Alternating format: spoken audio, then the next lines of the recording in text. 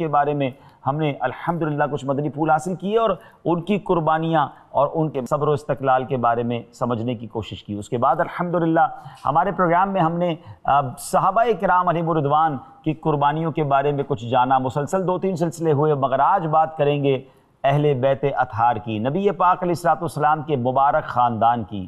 کیا گھرانہ میرے حضور کا ہے، سبحان اللہ۔ پیارے آقا علیہ الصلوۃ والسلام کے اہل بیت ہیں، مگر جب وقت آتا ہے تو وہ بھی ایسی قربانی دیتے ہیں کہ رہتی دنیا کے لیے ایک میسج چلا جاتا ہے کہ اسلام کے لیے اپنا سب کچھ قربان کرنا یہ آل رسول کا بھی شاندار انداز ہے۔ چلیں گے ان واقعات کی طرف، مگر پہلے درود پاک کی فضیلت پر مشتمل ایک بہت ہی خوبصورت حدیث پاک سنیں گے، ایک بہت ہی خوبصورت روایت سنیں گے۔ امیر المومنین حضرت مولائے کائنات علی المرتضیٰ شیر خدا کرم اللہ تعالیٰ وجہ الکریم سے روایت ہے کہ اللہ عز و جل نے جنت میں ایک درخت پیدا فرمایا ہے جس کا پھل سیب سے بڑا، انار سے چھوٹا، مکھن سے نرم اور شہد سے بھی میٹھا اور مشک سے زیادہ خوشبودار ہے۔ ناظرین ذرا غور کیجیے کیسا پھل ہے، اس کی یعنی کیسا دکھتا ہے یہ بھی بتایا گیا، اور اس کا ذائقہ کیسا ہے دوبارہ بتاتا ہوں۔ ایسا پھل ہے جس کا ذکر کرتے ہوئے کہتے ہیں منہ میں پانی آ جائے۔ سیب سے بڑا ہے، انار سے چھوٹا ہے، مکھن سے زیادہ نرم ہے، شہد سے زیادہ میٹھا ہے اور خوشبو مشک سے زیادہ خوشبودار ہے۔ اس درخت کی شاخیں، وہ درخت کیسا ہے کہ اس کی شاخیں موتیوں کی ہیں، تنے سونے کے ہیں اور پتے زبرجد کے ہیں۔ اللہ اکبر۔ اب اس درخت کا پھل کس کو ملے گا؟ مولا علی شیر خدا کرم اللہ تعالی وجہ الکریم فرماتے ہیں لا یأکل منها الا من اکثر من الصلاۃ علی محمد صلی اللہ تعالی علیہ وآلہ وسلم۔ فرماتے ہیں درخت کا پھل صرف وہی کھا سکے گا جو سرکار والا تبار حبیب پروردگار صلی اللہ تعالی علیہ وسلم پر کثرت سے درود پاک پڑھے گا۔ سبحان اللہ۔ اے درود پاک پڑھنے والوں آپ کو مبارک ہو، انشاءاللہ جنت کے خوشبودار ذائقہ دار پھل آپ کے منتظر ہیں۔ اور جو درود پاک پڑھنے میں کنجوسی کرتے ہیں انہیں کنجوسی نہیں کرنی چاہیے، فضول باتوں سے اپنا وقت نکالیے اور درود پاک کی کثرت کیجیے اور جنت کے پھلوں کے حقدار بنیے۔ کیا خوبصورت بات اعلیٰ حضرت امام اہل سنت لکھتے ہیں نا، وہ تو نہایت سستا سودا بیچ رہے ہیں جنت کا، وہ تو نہایت سستا سودا بیچ رہے ہیں جنت کا، ہم مفلس کیا مول چکائیں اپنا ہاتھ ہی خالی ہے۔ تو اے میرے پیارے اسلامی بھائیوں، نیت کر لیں، مبارک دن ہیں، مبارک راتیں ہیں، فضول باتوں سے اپنے آپ کو بچائیں اور کثرت سے درود پاک پڑھنے والوں میں شامل ہو جائیں۔ آئیے مل کر محبت کے ساتھ بآواز بلند درود پاک پڑھ لیں۔ صلو علی الحبیب صلی اللہ تعالی علی محمد صلی اللہ علیہ وسلم۔ ناظرین بات کرتے ہیں اس مبارک فیملی کی، اس مبارک خاندان کی جن پر ہماری جانیں قربان۔ سیدی اعلیٰ حضرت لکھتے ہیں نا، کیا بات رضا اس چمنستان کرم کی، کیا بات رضا اس چمنستان کرم کی، زہرا ہے کلی جس میں حسین اور حسن پھول۔ سبحان اللہ۔ نبی پاک کے گھرانے کی تو کیا شان ہے، ان کا مرتبہ کتنا عرفہ و اعلیٰ ہے، مگر جب جب راہ خدا میں قربانی دینے کی بات آتی ہے، جب جب دین متین کی بارے میں سازشیں ہوتی ہیں تو اہل بیت اطہار کسی معاملے میں پیچھے نہیں رہتے، بلکہ لیڈ فرام دا فرنٹ کا کردار ادا کیا۔ اور سبحان اللہ، واقعہ کربلا کو کون بھول سکتا ہے؟ یہ ایک ایسا واقعہ ہے جو رہتی دنیا کے لیے ایک درس ہے، رہتی دنیا کے لیے ایک پیغام ہے۔ کیا خوبصورت شعر شاعر لکھتے ہیں نا کہ قتل حسین اصل میں مرگ یزید ہے۔ ٹھیک ہے، اس واقعے میں امام حسین رضی اللہ تعالیٰ عنہ اپنے خاندان والوں کے ساتھ شہید ہو گئے، مگر شہادت کے ساتھ مقابلے میں ہارے نہیں، بلکہ ایسی فتح حاصل کی کہ ساری زندگی قیامت تک کے لیے اسلام کے پرچم کو سر بلند کر دیا۔ قتل حسین اصل میں مرگ یزید ہے، اسلام زندہ ہوتا ہے ہر کربلا کے بعد۔ تو پتہ چلتا ہے کہ قربانیوں سے ہی اسلام کے باغ کی آبیاری کی جاتی ہے۔ ناظرین ہم اس واقعے کو آگے جا کر ڈسکس کرتے ہیں، مگر ہمیں پہلے اندازہ ہو کہ جن ہستیوں کا ذکر ہونے جا رہا ہے ان کا مرتبہ اللہ اور رسول کی بارگاہ میں کس قدر عرفہ و اعلیٰ ہے۔ امام حسن اور امام حسین کی تو کیا شان ہے۔ ایک بار حضرت امام حسن رضی اللہ تعالیٰ عنہ نے نبی پاک علیہ الصلوۃ والسلام کی خدمت میں حاضر ہوئے اور پیارے آقا کے شانہ اقدس پر نبی پاک کے کاندھوں پر سواری کرنے لگے تو ایک صحابی کہتے ہیں صاحبزادے آپ کی سواری کیسی اچھی ہے۔ اللہ اکبر۔ نبی پاک علیہ الصلوۃ والسلام کا جواب سنیں، پیارے آقا فرماتے ہیں یہ بھی تو کہو کہ سوار کیسا اچھا ہے۔ سبحان اللہ، یعنی پیارے آقا کو حضرت حسن رضی اللہ تعالیٰ عنہ سے کتنا پیار ہے۔ نبی پاک علیہ السلام ایک بار سجدے میں تھے، امام حسن رضی اللہ تعالیٰ عنہ پشت مبارک سے لپٹ گئے، سرکار دو عالم علیہ السلام نے اپنے سجدے کو طول دیا، اپنے سجدے کو طویل کر دیا تاکہ صاحبزادے کو تکلیف نہ پہنچے۔ ناظرین، یہاں یہ بات بھی سیکھنے کو مل رہی ہے۔ ہم پروگرام کو لے کر آگے چلتے رہیں گے اور اپنے لیے بھی انشاءاللہ کچھ نہ کچھ سبق حاصل کرتے رہیں گے۔ پہلا جو مدنی پھول ہمیں سیکھنے کو مل رہا ہے کہ بچوں سے ہمارا تعلق کیسا ہونا چاہیے۔ آج کل لوگ بچوں سے پیار نہیں کرتے، کچھ لوگ ایسے ہوتے ہیں جو بچوں پہ شفقت نہیں کرتے، ہر وقت سختی کرتے ہیں۔ یہ ہمارا دین نہیں ہے۔ ہمارا اسلام تو ہمارے اپنے گھر والوں کے ساتھ ہمیں محبت اور پیار کا درس دیتا ہے۔ سرکار دو عالم علیہ السلام جس طرح حسنین کریمین سے محبت فرماتے، جتنا والہانہ پیار کرتے، کبھی کاندھوں پر سواری ہے، کبھی جناب ان کے ساتھ پیار فرما رہے ہیں، شفقت فرما رہے ہیں، انہیں چوم رہے ہیں، انہیں سونگ رہے ہیں۔ یہ سب ہمیں بتا رہا ہے کہ ہمیں اپنے بچوں کے ساتھ، اپنی فیملی کے ساتھ کیا برتاؤ کرنا ہے۔ ایک حدیث پاک ہے جس کا مضمون ہے کہ تم میں بہترین وہ ہے جو اپنے گھر والوں کے لیے بہترین ہے، اور آقا علیہ السلام فرماتے سن لو، میں تم سب سے زیادہ اپنے گھر والوں کے لیے بہترین ہوں۔ بعض اوقات ہم باہر کے لوگوں کے لیے بڑے شفیق، بڑے نرم، بڑے مہربان ہوتے ہیں، مگر اپنے گھر والوں کے ساتھ کیسے ہوتے ہیں؟ باہر تو جناب بڑے حسن اخلاق کے پیکر ہوتے ہیں اور گھر جا کر جو ہے وہ شیر ببر بن جاتے ہیں۔ ایسا نہیں ہونا چاہیے۔ ویسے میں ایک سوال کرنا چاہتا ہوں ناظرین، مجھے بتائیے کہ دو قسم کے والد ہوتے ہیں نارملی۔ ایک وہ ہوتے ہیں جب گھر میں جاتے ہیں تو بچے کہتے ہیں جلدی سو جاؤ، چھپ جاؤ، ابو آ گئے ہیں، اور وہ بستر میں چلے جاتے ہیں کیونکہ ابو نے آتی کلاس لینی ہے، ابو نے آ کے جناب ڈانٹنا ہے اور جھاڑنا ہے، طنز کرنا ہے۔ اور ایک والد وہ ہوتا ہے جیسے گھر میں جاتے ہیں بچے دوڑتے ہوئے آتے ہیں کہ چلو چلو ابو آ گئے ہیں، وہ ابو سے آ کے لپٹ جاتے ہیں۔ مجھے بتائیے ان دونوں قسم کے جو والدین ہیں، کون اپنے بچے کی یا اپنی فیملی کی زیادہ اچھی تربیت کر سکے گا؟ وہ جس سے بچے پیار کرتے ہیں یا وہ جس سے بچے اور گھر والے ڈرتے ہیں؟ اپنے بارے میں آپ چیک کر لیں کہ ہمارا گھر میں کیا کردار ہے۔ فیملی ممبر بنیے، گھر کا اچھا فرد بنیے، نرمی، پیار، حسن اخلاق کے سب سے زیادہ حقدار تو ہمارے گھر والے ہیں۔ اور سبحان اللہ، نبی پاک علیہ السلام نے یہ پریکٹیکل کر کے بتایا۔ حسنین کریمین کی شان کیسی کہ پیارے آقا علیہ السلام ایک جگہ فرماتے ہیں کہ امام حسن اور امام حسین کے بارے میں کہ یہ ہمارے یہ دونوں بیٹے جوانان جنت کے سردار ہیں۔ جنتی صرف نہیں کہا بلکہ نوجوانان جنت کے سردار کہا۔ سبحان اللہ۔ ایک جگہ نبی پاک علیہ السلام فرماتے ہیں ان کا دوست ہمارا دوست اور ان کا دشمن ہمارا دشمن ہے۔ ایک اور جگہ فرمایا یہ دونوں عرش کی تلواریں ہیں۔ فرمایا حسین مجھ سے ہے اور میں حسین سے ہوں، اللہ عز و جل دوست رکھے اسے جو حسین کو دوست رکھے، حسین سبت ہے اسبات سے۔ اے میرے پیارے اسلامی بھائی، جن کا اتنا بڑا مرتبہ ہو، نبی پاک نے پیار سے چومتے بھی تھے اور سونگتے بھی تھے اور فرماتے یہ میرے دو پھول ہیں، ان کو پھولوں کی طرح اسمیل کرتے تھے۔ ایک بار سرکار دو عالم علیہ السلام کی گود میں امام حسن بھی تھے اور آپ کے اپنے صاحبزادے حضرت ابراہیم رضی اللہ تعالیٰ عنہ بھی تھے، دونوں کم عمر تھے۔ جبریل امین آئے اور آ کر عرض کی کہ حضور دونوں میں سے کسی ایک کو منتخب کر لیجئے کہ ایک دونوں میں سے آپ سے جدا ہو جائیں گے، یعنی ان کی وفات ہو جائے گی۔ پیارے آقا علیہ السلام کو گویا یہ اختیار دیا گیا۔ نبی پاک فرماتے ہیں کہ اگر ابراہیم دنیا سے جاتے ہیں تو مجھے تکلیف ہوگی، لیکن اگر حسین جاتے ہیں تو مجھے بھی تکلیف ہوگی، فاطمہ کو بھی تکلیف ہوگی، مولا علی کو بھی تکلیف ہوگی۔ نبی پاک علیہ السلام نے حضرت ابراہیم رضی اللہ تعالیٰ عنہ کا جانا، اپنے بیٹے کا دنیا سے جانا قبول فرما لیا، اور ایسا ہی ہوا کہ کچھ دنوں کے بعد حضرت ابراہیم رضی اللہ تعالیٰ عنہ جو نبی پاک علیہ السلام کے صاحبزادے ہیں، وہ دنیا سے پردہ فرما گئے، اور پیارے آقا امام حسین کو دیکھ کر یہ کہا کرتے تھے کہ میرا وہ نواسا ہے جس پر میں نے اپنے بیٹے کو قربان کیا ہے۔ ناظرین، یہ تمام مراتب، یہ تمام فضائل بیان کرنے کا مقصد یہ کہ جو اتنا لاڈوں سے، اتنا نازوں سے پلا ہوا ہو، پھر اس کو کسی امتحان میں ڈالنا نارملی لوگ پسند نہیں کرتے، مگر قربان جائیے رسول پاک علیہ السلام، مولا علی کرم اللہ تعالیٰ وجہ الکریم اور بی بی فاطمہ خاتون جنت رضی اللہ تعالیٰ عنہ کی تربیت پر کہ وہ امام حسین کو کس طرح قربانی کے لیے تیار کرتے رہے۔ جی ہاں، ان کو معلوم تھا، بچپن میں ہی یہ بات مشہور ہو گئی تھی مدینہ منورہ میں کہ امام حسین رضی اللہ تعالیٰ عنہ شہید کر دیے جائیں گے۔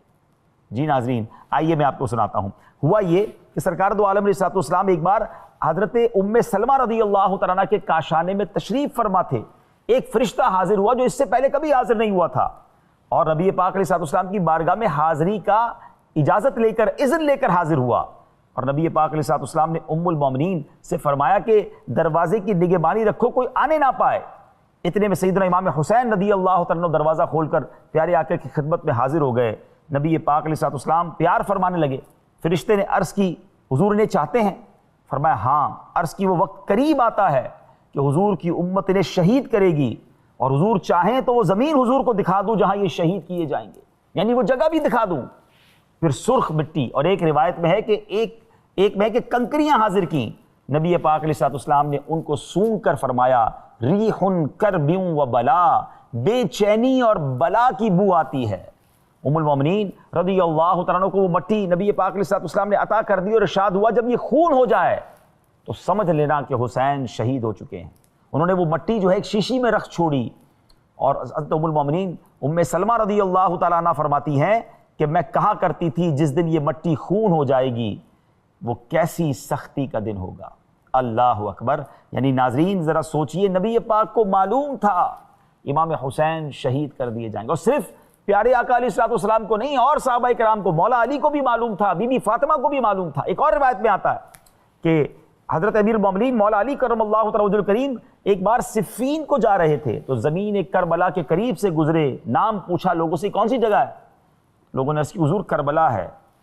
اب آپ اتنا روئے کہ زمین آنسو سے تر ہو گئی۔ فرمایا میں نے نبی پاک علیہ الصلوۃ والسلام کی خدمت میں حاضر ہوا تھا، ایک بار حضور کو روتا ہوا پایا، پوچھا حضور کس سبب سے اب آنسو بہا رہے ہیں؟ ارشاد ہوا کہ ابھی جبریل میرے پاس کہہ کر گئے ہیں کہ میرا بیٹا حسین فرات کے کنارے کربلا میں شہید کیا جائے گا۔ پھر جبریل مجھے وہاں کی مٹی میرے پاس لے کر آئے اور مجھ سے ضبط نہ ہو سکا اور میری آنکھیں بہہ نکلی۔ یعنی نبی پاک علیہ الصلوۃ والسلام کو معلوم ہے، مولا علی کو معلوم ہے، بی بی فاطمہ کو معلوم ہے۔ مگر ناظرین اب میں ایک سوال کرنا چاہتا ہوں، وہ لوگ جو امتحان سے گھبراتے ہیں، بعض اوقات تو یہ جملے کہتے ہیں نا، کہنے والے عجیب عجیب باتیں کرتے ہیں، یار میں نماز بھی پڑھتا ہوں، میں زکوٰۃ بھی دیتا ہوں، میں روزے بھی رکھتا ہوں، میں نے تو حج بھی کیا ہے، مگر مجھ پر یہ امتحان کیوں آ رہے ہیں، ہماری فیملی پر یہ امتحان کیوں ہیں؟ مجھے بتائیے، ہم سرکار دو عالم صلی اللہ تعالی علیہ وسلم کے گھرانے کے قدموں پر لگنے والی خاک کے ایک ذرے کے برابر بھی نہیں ہے، مگر اس گھرانے پر کیسے امتحان آئے؟ مگر یہ سارے راضی ہیں، سارے ریڈی ہیں۔ میں ایک سوال کرنا چاہتا ہوں ناظرین، بی بی فاطمہ خاتون جنت رضی اللہ تعالیٰ عنہ کتنا پیار کرتی تھی امام حسین سے، مولا علی کس قدر پیار کرتے تھے، اور یہ جانتے تھے کہ سرکار دو عالم علیہ الصلوۃ والسلام کی دعائیں رد نہیں ہوتی، آپ تو رب کے حبیب ہیں نا۔ مگر کبھی ایسا ہوا کہ بی بی فاطمہ یا مولا علی نے آ کر نبی پاک سے عرض کیا ہو کہ حضور آپ کی دعائیں تو رب رد نہیں فرماتا، آپ دعا کریں کہ حسین پر آنے والا جو امتحان ہے، جو آپ بتاتے ہیں کہ شہید کر دیے جائیں گے، وہ ٹال دیا جائے؟ مگر کیا سرکار دو عالم علیہ الصلوۃ والسلام نے دعا کی، اللہ کی بارگاہ میں التجا کی؟ اللہ اکبر، یہ بڑا اہم نقطہ ہے۔ دے آل نوز، وہ سب جانتے تھے۔ مدینہ شریف میں یہ خبر مشہور تھی کہ امام حسین شہید کر دیے جائیں گے۔ امام حسین ہی نبی پاک سے کبھی عرض کر دیتے کہ نانا جان آپ اتنا مجھ سے پیار کرتے ہیں اور آپ کہتے بھی ہیں کہ میں شہید ہو جاؤں گا، آپ اللہ سے دعا کریں نا یہ امتحان ٹل جائے۔ اللہ اکبر، ایوری بڈی نوز، سب کو معلوم تھا، مگر سب امتحان کی تیاری کر رہے تھے۔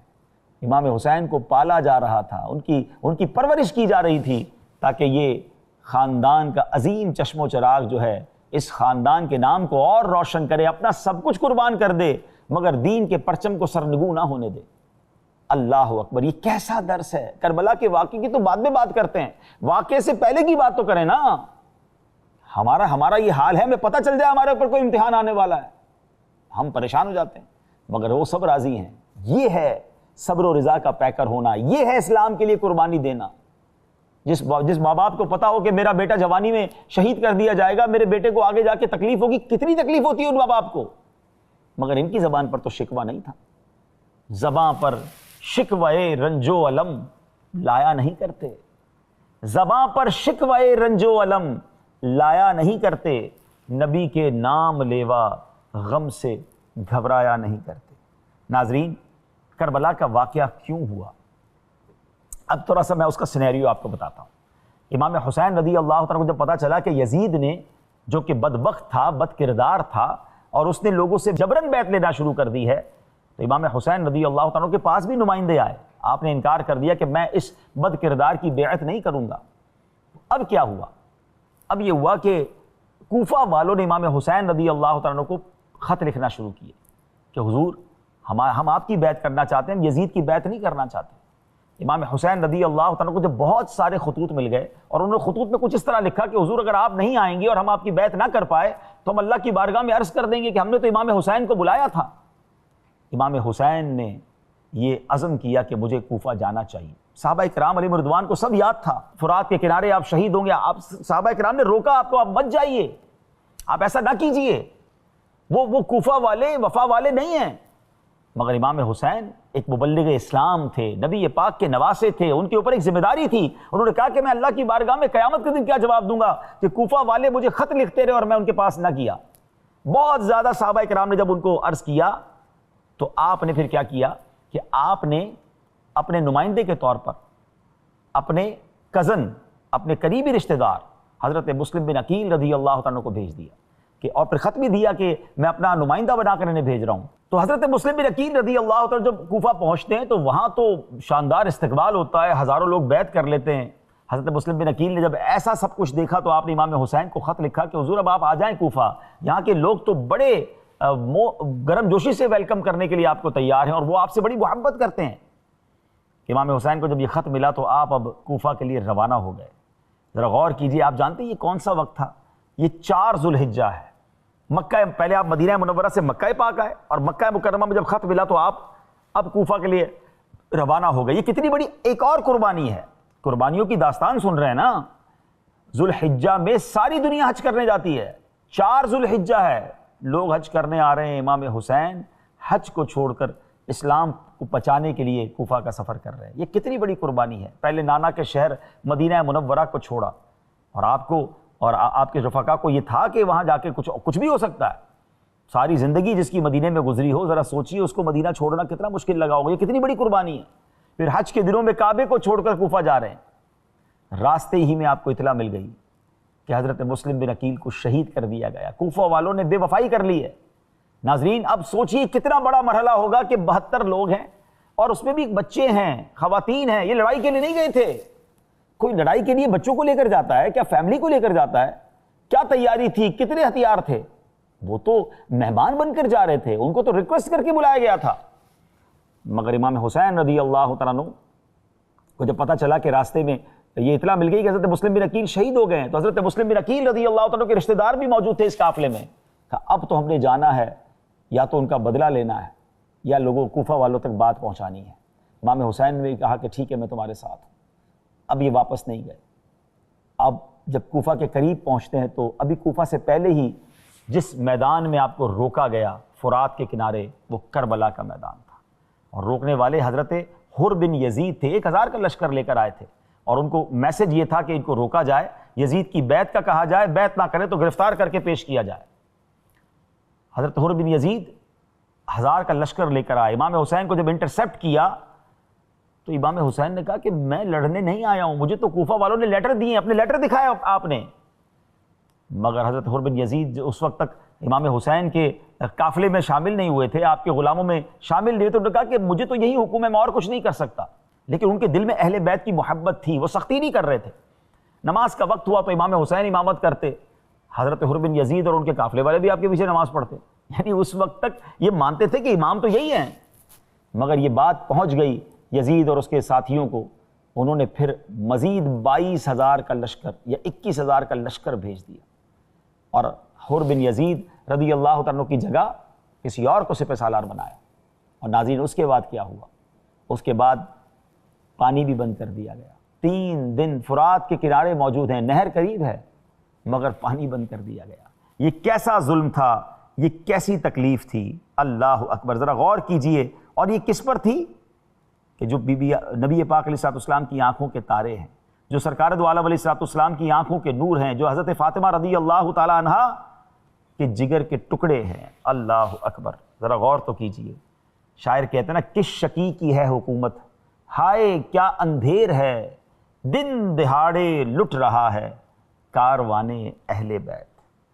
جب بہت زیادہ پیاس نے ستایا تو امام حسین رضی اللہ تعالیٰ عنہ نے اپنے ننھے شہزادے حضرت علی اصغر رضی اللہ عنہ جو 6 ماہ کے ہیں، ان کو کہا کہ مجھے ان کو تو پانی پلانے دو، پیاس سے بے قرار ہیں۔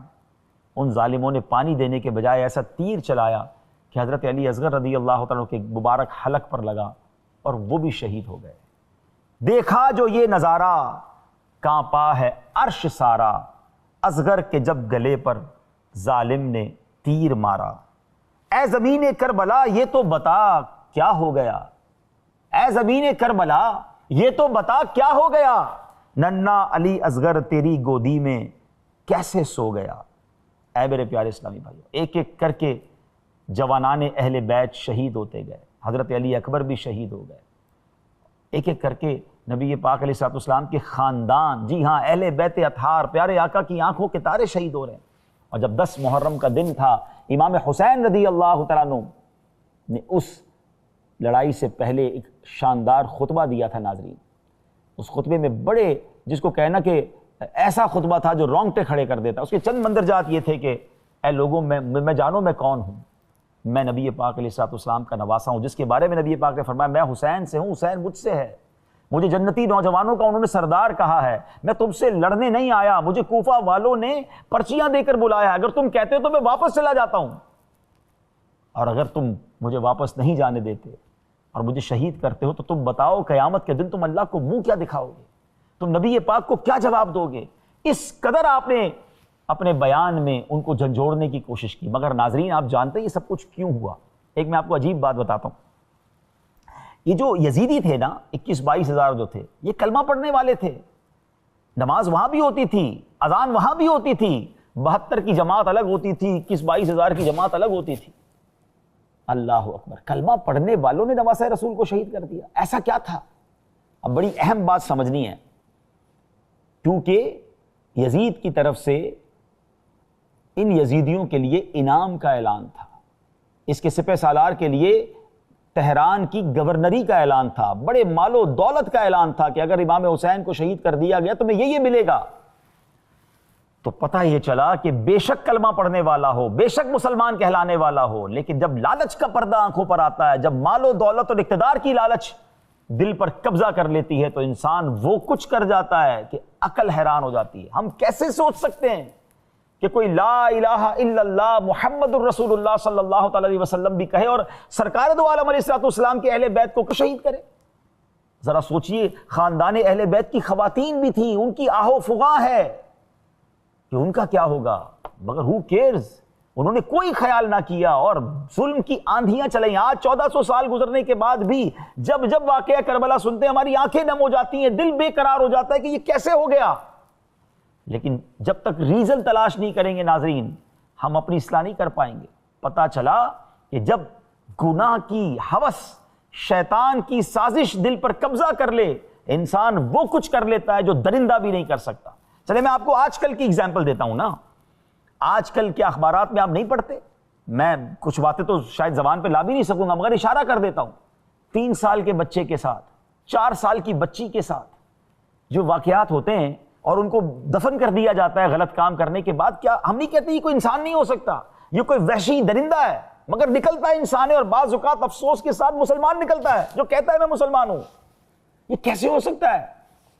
تو وہ بات کربلا کی بھی یاد رکھیے اور آج کے یہ واقعات بھی ذہن میں رکھیے۔ اس سے سمجھنا یہ ہے کہ جب شیطان کے ہاتھوں میں کسی کا دل آ جائے نا، مٹھی میں آ جائے، تو وہ انسان کو درندہ بنا دیتا ہے، انسان سے ایسے کام کرواتا ہے جو عقل حیران ہو جاتی ہے۔ تو کبھی سیٹسفائی نہ ہوا کریں۔ اب اس سے سیکھنا یہ کہ ہمیں شیطان سے دور رہنا ہے، اس کے واروں سے دور رہنا ہے، نفس و شیطان کی لالچ سے دور رہنا ہے۔ مگر کیسے رہیں گے جب دن رات شیطان کی بات مانی جا رہی ہے، جب دن رات شیطان کی باتوں پر عمل کیا جا رہا ہے، برے دوستوں میں بیٹھا جا رہا ہے، شرابیوں اور جواریوں اور معاذ اللہ بدکاروں کے ساتھ جو بندہ بیٹھ رہا ہے اور حرام کمانے کے پلان کر رہا ہے، تو کبھی بھی شیطان اس کا دل اپنی مٹھی میں لے گا اور اس سے ایسے کام کروائے گا کہ بعض اوقات اس کی عقل حیران ہو جائے گی۔ اپنی ماں، اپنی بہن، کیا ہم نے نہیں سنے واقعہ کہ اپنے گھر کی خواتین کے ساتھ لوگوں نے کیا کچھ کر دیا جب نشے کے اندر تھے، جب شیطان نے ان پر حملہ کیا؟ تو سیکھیے، ان واقعات کو صرف ایک واقعے کی طرح نہ سمجھیے، ہم نے سیکھنا بھی ہے کہ ہم نے بھی اپنے آپ کو بچانا ہے۔ اور بیسٹ وے کیا ہے کہ اچھے ماحول میں رہیں، اچھے لوگوں میں رہیں، اللہ رسول کی محبت کرنے والوں کے ساتھ رہیں، خوف خدا والوں کے ساتھ رہیں، اہل بیت اور صحابہ کی محبت کرنے والوں کے ساتھ رہیں، تاکہ گناہ کی طرف پہلا قدم اٹھے تو ہمیں کوئی روک لے۔ احادیث میں یہ مضمون ملتا ہے کہ جب بندہ کوئی گناہ کرتا ہے اس کے دل پر ایک سیاہ نقطہ لگ جاتا ہے، ایک نقطہ، دوسرا گناہ کرتا ہے ایک اور سیاہ نقطہ، تیسرا کرتا ہے ایک اور سیاہ نقطہ، ایک وقت آتا ہے اس کا پورا دل ہی کالا ہو جاتا ہے۔ اب نصیحت کی کوئی بات اثر نہیں کرتی۔ وہ تمام لوگ غور کریں کہ جب کوئی دینی بات انہیں کہتا ہے انہیں بیزاری کیوں محسوس ہوتی ہے، اللہ رسول کی بات ہو تو ان کو دل نہیں لگتا ہے، مسجد میں ان کا دل چین نہیں پاتا ہے، تلاوت قرآن ہو تو نیند آنے لگتی ہے، بھاگنے کو جی چاہتا ہے۔ کہیں ایسا تو نہیں کہ دل سیاہ ہو گیا ہے؟ پلیز، خوف خدا میں آنسو بہا کر اس دل کو اجالا کیا جا سکتا ہے، اس دل کو صاف کیا جا سکتا ہے، مگر اس کے لیے نیک ماحول کی بڑی ضرورت ہے۔ بہرحال یہ انسیڈنٹ ہوا، سب کو شہید کر دیا گیا۔ قربانی کی داستان ہے نا یہ سلسلہ، کیسی قربانی ہے، رہتی دنیا کے لیے یہ درس ہے کہ آپ نے جب آخری وقت آیا تو امام حسین نے ایک عرض کی تھی کہ مجھے امام حسین نے فرمایا کہ مجھے سجدہ کرنے دو، 2 رکعت نفل پڑھنے دو، اور آپ نے نماز پڑھی اور سجدے ہی کے عالم میں امام حسین کو شہید کر دیا گیا۔ یہ سجدہ بھی پیغام دے رہا ہے ناظرین، عبادت ہو تو ایسی ہو، تلاوت ہو تو ایسی ہو۔ سر شبیر تو نیزے پر بھی قرآن سناتا ہے، یعنی تلواروں کے سائے میں آپ نماز پڑھ رہے ہیں، اور جب آپ کا سر اقدس نیزے پر اٹھایا گیا تو آپ کے سر اقدس سے تلاوت کی آواز آ رہی ہے۔ یہ سجدہ، یہ تلاوت ہمیں بتا رہی ہے کہ ہم تو تلواروں کے سائے میں بھی نماز نہ چھوڑیں۔ اور اے اہل بیت کے چاہنے والوں، کربلا والوں کی یاد منانے والوں، ہم کربلا کی نیاز تو بڑے شوق سے کرتے ہیں کہ ہمارا کام صرف کھچڑا بنانا، نیاز کرنا، نعرے لگانا ہی ہے۔ وہ کربلا کے میدان میں نمازیں پڑھیں اور آپ اپنے گھروں میں بیٹھ کر ٹھنڈی چھاؤں میں نماز نہ پڑھیں، ان کا سر اقدس نیزے پر تلاوت کرے اور ہم سارا سال قرآن پاک بلکہ قرآن پڑھنے ہی ہمیں نہ آئے۔ بتائیے نا، ہم کہتے تو ہیں ہم حسینی ہیں، ہونا بھی حسینی چاہیے، یزیدی تھوڑی ہونا ہے۔ مگر میں 2-3 باتیں کر کے اپنی بات ختم کرتا ہوں، ایک پیغام دے کر جانا چاہتا ہوں۔ مجھے بتائیے کربلا کی راتوں میں کیا ہوا تھا؟ جب یہ 10 محرم سے پہلے جو راتیں تھی نا، 2 خیمے لگے ہوئے تھے، ایک خیمے میں تلاوت ہے، دعائیں ہیں۔ اس رات بڑی گریہ وزاری تھی اللہ کی بارگاہ میں، شہدائے کربلا، اہل بیت اطہار دعائیں کرتے رہے، عبادت کرتے رہے، سجدے کرتے رہے، مگر یزیدی لشکر کے خیموں میں ناچ گانے تھے، رنگ رلیاں تھیں، شراب تھی۔ مجھے بتائیے ہماری راتیں کیسی گزرتی ہیں آج؟ یزیدی طریقے پر یا حسینی طریقے پر؟ شراب پینے والا کیسے کہتا ہے میں یہ حسینی ہوں؟ جوا کھیلنے والا کیسے کہتا ہے میں حسینی ہوں؟ نماز قضا کرنے والا یہ کیسے کہہ سکتا ہے میں حسینی ہوں؟ بے پردہ بے حیا عورتوں سے دوستیاں لگانے والا، رنگ رلیاں منانے والا کیسے کہہ سکتا ہے میں حسینی ہوں؟ پوچھیے اپنے آپ سے، اگر حسینی ہیں تو کربلا کا میدان نماز کا درس دیتا ہے، کربلا کا میدان تلاوت کا درس دیتا ہے، کربلا کا میدان اللہ کی بارگاہ میں مناجات کا درس دیتا ہے۔ خواتین کو کیسا درس مل رہا ہے کہ سامنے گھر کے افراد شہید ہو رہے ہیں مگر بے پردہ ہو کر باہر نہیں نکل رہی ہیں، اللہ کی رضا پر راضی ہیں۔ کربلا کا میدان ہماری ماؤں بہنوں کو پردے کا درس دیتا ہے۔ مصیبت تو دور کی بات ہے، آج تو خوشیوں میں بے پردگی ہو رہی ہے، شاپنگ سینٹر اور بازار آباد ہیں اور بے پردہ گھوم رہی ہیں اور کہتی ہیں ہم کربلا والوں سے محبت کرتی ہیں۔ اگر خاتون جنت کی کنیزیں ہیں تو پردہ اختیار کیجیے، حیا کی چادر اپنائیے۔